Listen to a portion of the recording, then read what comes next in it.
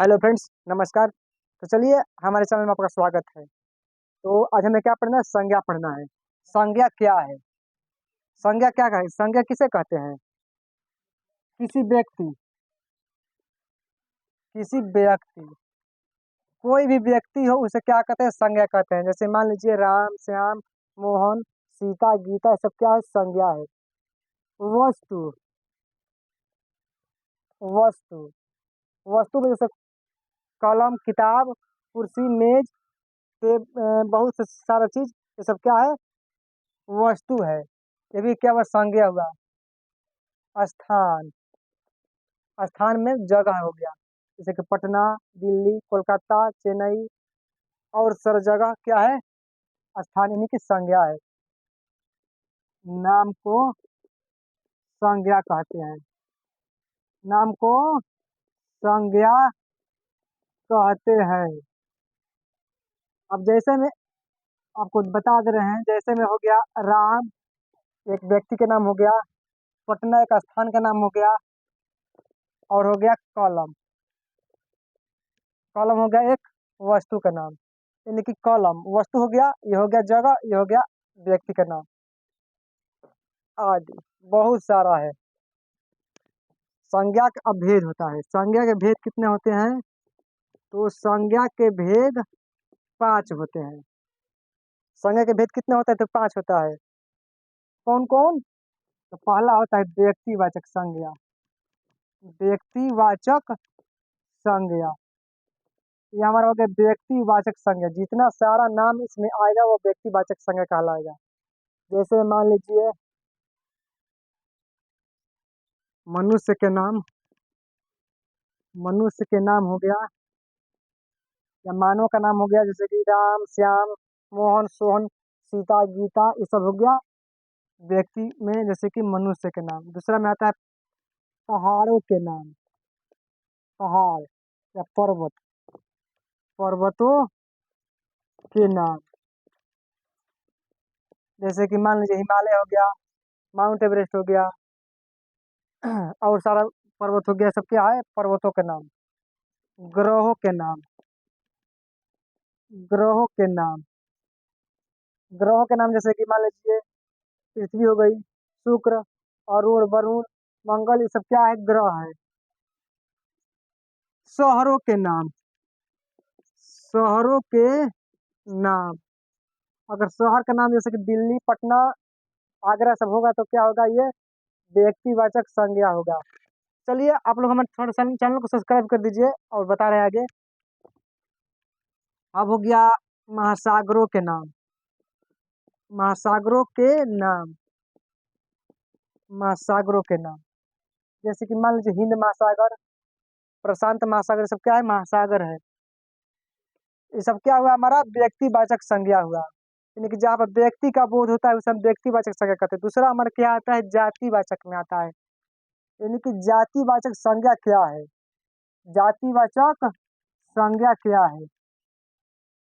जातिवाचक संज्ञा, जातिवाचक संज्ञा हम किसे कहते हैं? जहाँ पर जाति का बोध होता है। जैसे कि कुत्ता एक जाति हो गया, जैसे कि जानवर, ये सब जाति है। मनुष्य, जैसे कि लड़का हो गया, लड़की हो गई, इसमें दो ठो जाति होता है, एक लड़का एक लड़की। ये हमारा हो गया जाति। अब मान लीजिए आपको कोई चीज खरीदना है। जैसे मान लीजिए आप खरीद लिए कलम। अब सब कोई पूछेगा कलम कौन सा संज्ञा है, तो आप क्या पता लगाइएगा? जातिवाचक, क्योंकि इस कलम का नाम थोड़ा ना दिया है कि इस कंपनी का कलम है, खाली कलम आपको बोला गया है। तो कलम आपका क्या हुआ? जातिवाचक हुआ। तो कलम हमारा क्या हुआ? जातिवाचक। किताब, किताब हमारा क्या हुआ? जातिवाचक। क्योंकि कौन सा किताब? इंग्लिश की किताब, हिंदी की किताब, या मैथ की किताब, ये पता तो नहीं है। और किताब का नाम क्या है? एक होता है किताब का नाम, जैसे कि मान लीजिए कोई किताब हम पढ़ते हैं तो जैसे कि बाल पोथी होता है, या बहुत सारा किताब होता है, उसका नाम लिखा रहता है। जैसे मान लीजिए इंग्लिश में अगर हम ट्रांसलेशन का किताब पढ़ते हैं तो उस पर लिखा लिखा रहता है कि ऑक्सफोर्ड जूनियर इंग्लिश ट्रांसलेशन, या बहुत सारा चीज़ लिखा रहता है। तो उस पर लिखा रहता है तो उस नाम से तो उसको नहीं पुकारा जाता है, सिर्फ किताब है। तो ये हमारा किताब क्या हुआ? जातिवाचक हुआ।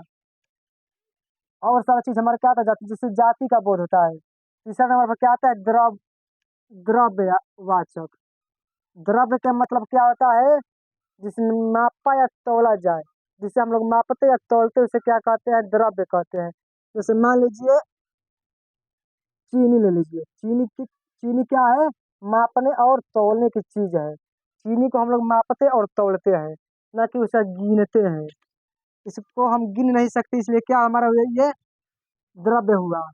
तेल, तेल भी हमारा क्या हुआ, द्रव्य हुआ, क्योंकि इसे भी हम मापते या तौलते हैं, इसे गिनते नहीं है। दूध, दूध हमारा क्या हुआ, ये भी हमारा द्रव्य हुआ, और यह एक तरल रूप में है, इसे हम गिन नहीं सकेंगे, इसलिए ये भी हमारा क्या द्रव्य हुआ। जिसे हम मापते हैं तोलते हैं, उसे हम क्या कहते हैं, द्रव्य कहते हैं। आगे क्या है, तो आगे भाव और समूह है, यानी कि भाववाचक और समूहवाचक किसे कहते हैं। तो ये हमारा हो गया समूहवाचक। समूहवाचक संज्ञा, समूहवाचक संज्ञा का मतलब क्या होता है, समूह का बोध हो, जैसे जिनके झुंड का बोध हो। जैसे मान लीजिए बाजार, तो बाजार में बहुत सा भीड़ रहता है, बाजार में बहुत सारा भीड़ रहता है। मेला, मेला में बहुत सारा भीड़ रहता है, यहाँ पर झुंड का बोध हो रहा है। सेना, सेना में एक अकेले सैनिक नहीं रहते हैं, बहुत सारा सैनिक रहता है, इसलिए भी क्या हुआ, झुंड का बोध हुआ। इसलिए हमारा ये क्या हो गया, समूहवाचक। अब हमें क्या पढ़ना है, तो भाववाचक पढ़ना है, यानी कि भाववाचक किसे कहते हैं, भाववाचक संज्ञा, जहाँ भाव का बोध हो, जहाँ पर भाव का बोध होगा उसे भाववाचक संज्ञा कहते हैं। जैसे ईमानदारी, ईमानदारी क्या है, एक तरह का भाव है, वो एक गुण का बोध हुआ ईमानदारी। यह व्यक्ति बहुत ही ईमानदारी से काम करता है, तो ये हमारा क्या भाव हुआ, इसलिए ये भाववाचक संज्ञा हुआ।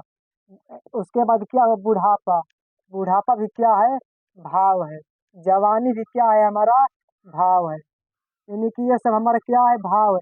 तो जहाँ पर भाव का बोध होगा उसे भाववाचक संज्ञा कहते हैं। तो अब ये तो हमारा संज्ञा हो गया, संज्ञा और संज्ञा के भेद। अभी इसमें अभी और पढ़ना है, संज्ञा यानी कि कोई भी संज्ञा से भाववाचक संज्ञा कैसे बनाया जाता है। तो मित्रों हमारे चैनल को आप लोग सब्सक्राइब अगर नहीं करते तो कर दीजिए, ताकि जितना सारा व्याकरण है आपको हम अच्छी इसी तरह से और आसानी से पढ़ाएंगे, और जितना जितना हो सके शेयर कीजिए। तो अब हम क्या पढ़ेंगे, एक संज्ञा से हम भाववाचक संज्ञा कैसे बनाते हैं। तो चलिए हम लोग अभी इसको पढ़ेंगे, एक संज्ञा से भाववाचक संज्ञा हम कैसे बनाते हैं।